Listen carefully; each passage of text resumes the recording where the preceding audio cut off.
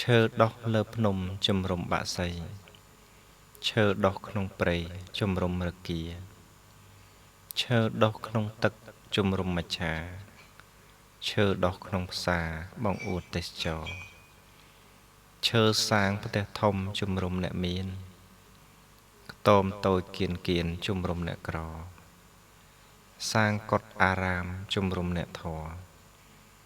សាងកុសលល្អជាជំរុំចិត្តរកម្លប់ជ្រកពួនព្រោះតែក្តៅកាយដំបៅមិនខ្លាយព្រោះមានថ្នាំបិទមិនបៀតបៀនគេព្រោះតែអាណិតចង់ត្រជាក់ចិត្តម្ដេចមិនរៀនធម៌ចេះធម៌វិន័យសំដីពីរោះទទួលកិត្តិយសមានគេឈ្មោះល្អចិត្តក៏ត្រជាក់មានអ្នកកំដរគឺមិត្តព្រះធម៌ល្អប្រពៃណាស់គ្មានអ្វីត្រជាក់ជាងអ្នកយល់ធម៌គ្មានអ្វីដែលល្អជាជាងធម៌ព្រះគ្មានអ្វីសមរម្យជាងអោនសំពះ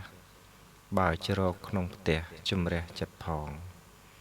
បើត្រជាក់កាយតែខ្វល់ខ្វាយចិត្តកាយរួចទោសពិតចិត្តជាប់ចំណងកាយជាអ្នកមានស័ក្តិធំកន្លងចិត្តត្រូវគេចងចំណងកាមគុណ